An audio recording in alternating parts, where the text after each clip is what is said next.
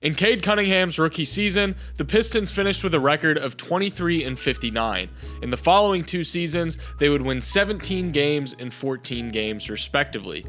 This season, the Pistons have already made it to the 20-win mark, and at the time of this recording, they're playing above 500 basketball, and Cade Cunningham is performing at a level that has seemingly answered all of the questions that people had about him during the offseason.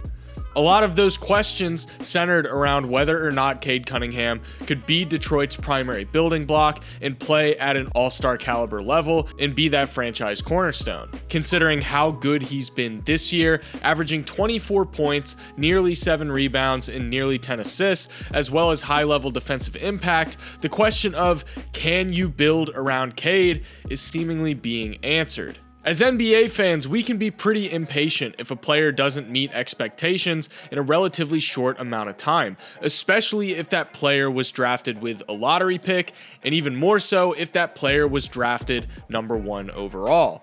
Regardless of if those expectations are even realistic or not, if you're not good fast, then you might as well not even be good at all. And a big part of all of this success is, of course, Cade's development as a player, but another big factor at play here is just him being surrounded by competent NBA players. We can really see this show up when we look at Detroit's three-point percentage over the years. In his rookie season, the Pistons ranked 29th in three-point percentage at an abysmal 32.6%. His second season, and worth noting here, he only played 12 games. The Pistons shot only 35.1%, ranking 22nd in the NBA. Last season, the cold shooting continued, clocking in at 26th in three-point shooting, converting only 34.8% of their threes. Fast forward to this season, and the Pistons are clocking the 12th best three-point percentage in the NBA at the time of this recording, with 36.7%. Now, why is this important? Your primary creator needs spacing in order to be effective. In the past, Cade's been dealing with some of the worst spacing in the entire NBA, making it much more difficult to create good looks for himself. Now that he's surrounded by reliable shooters, the results really speak for themselves. I found a pretty mind-blowing stat when I was working on this video, and it has to do with something called potential assists, which is any pass that directly leads to a shot. Not only is Cade averaging the most potential assists per game of his career while recording a career high in assists, but the rate at which his teammates are converting on shots from his passes is the highest of his career as well. Now, part of it is Cade simply developing as a playmaker, but another part of it is the fact that he has better teammates to knock down those shots now. The result of this is defenses being less inclined to help off their man to sell out on Cade. By not having to deal with as much defensive attention now, he's able to end up in situations where he's one-on-one against his defender, and we can see how much damage he's able to do as an off-the-dribble scorer.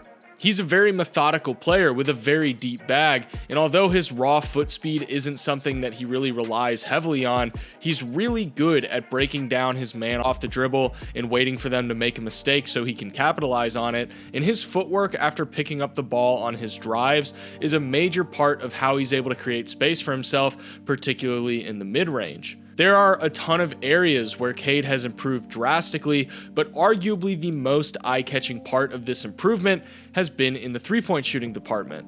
And I want to get into all of this major improvement from Cade as a three-point shooter, but first, a quick word from today's sponsor, Raycon. It's a new year, and that means it's time for some New Year's resolutions. For some people, their resolution could be to be more active or spend more time in the gym, or maybe it's to read more books or keep up with chores around the house. Now, one thing I know for a fact is those things are a lot easier to do if you're listening to music, podcasts, or audiobooks, and that's where Raycon's everyday earbuds come in. Raycon's everyday earbuds are the perfect gym buddy, coworker, or phone call companion, giving you crystal clear audio for whatever you need. I did my first marathon in 2024, and I'm aiming to do another one in 2025, and Raycon's everyday earbuds have become a mandatory part of every workout to keep me in the zone. And if you use them when you're working out like I do, then you never have to worry because the everyday earbuds are IP66 weatherproof and sweat resistant. I've used a ton of different wireless earbuds before, and these fit the best of any that I've ever tried, and they are by far the most comfortable. Plus, I like that you can personalize and protect your earbuds with their unique protective cases. Not only will your earbuds stay protected, but they also support wireless charging, so you don't even have to worry about plugging them in. And since I'm always on the go, I love their quick charge function, which gives me 90 minutes of battery life on only 10 minutes of charging. Go to buyraycon.com/AlexHoops to get 15% off everything site-wide. That's right, you'll get 15% off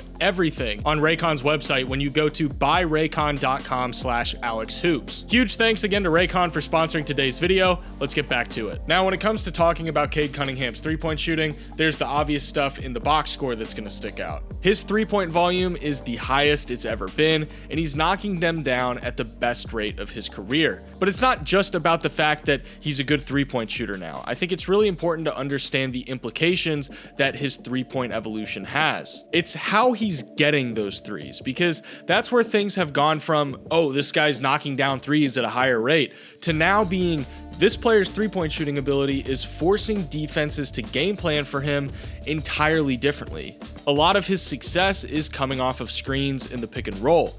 If there's not a navigator running him off the line into the screener defender, then he's gonna take that space and pull up from three without any problem.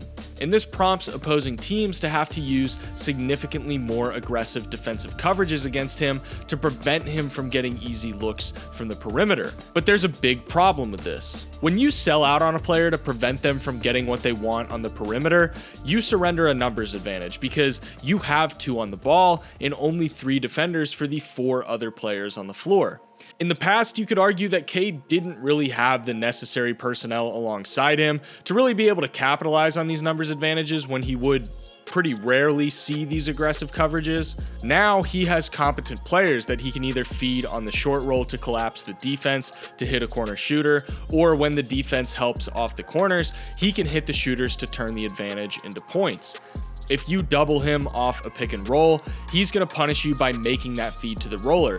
But if you don't send that extra defensive attention on him, then he's going to find a way to create his own shot from 3, and he's hitting them at a rate that most teams just aren't really willing to let him have those shots. Of the 23 players in the NBA right now that are attempting at least 4 pull-up three-pointers per game, he's hitting them at the 9th highest rate, coming in at 37.5%. This means that defenses are punished heavily for trying to utilize drop coverage against him.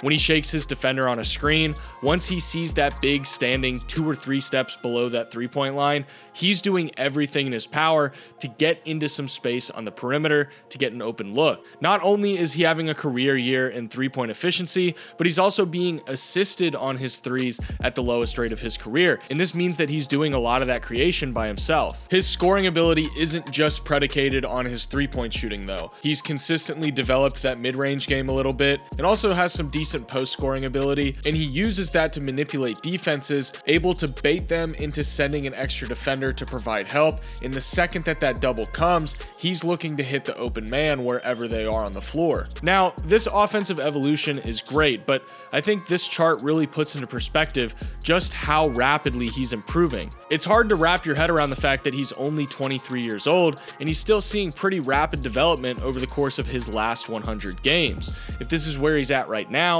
it's really hard to imagine that he's not going to continue on a similar trajectory. But really, why is anyone surprised by this? Should we be surprised at all? Or were these signs that he was going to be able to do this always there? Looking at previous years, he never had a supporting cast of serviceable NBA players. And I'm not talking about being surrounded by an elite supporting cast. He's never even had just good players to play off of. And now that he does, it's no surprise that he's having significantly more success. Should the fact that the Pistons are 20-19, 1 game over 500 really be celebrated? Rewinding back to the beginning of the video, prior to this year, the Pistons had only consistently gotten worse over time since drafting Cade.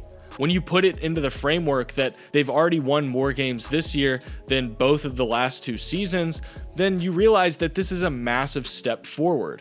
Not to mention, they're still firmly in the hunt for a playoff spot in the Eastern Conference. Cade is playing at a genuinely all-star level, and we're seeing what he can do, not only when he has a good team around him, but now that he's had time to get healthy and develop some of the other parts of his game. When it comes to young players, context is key.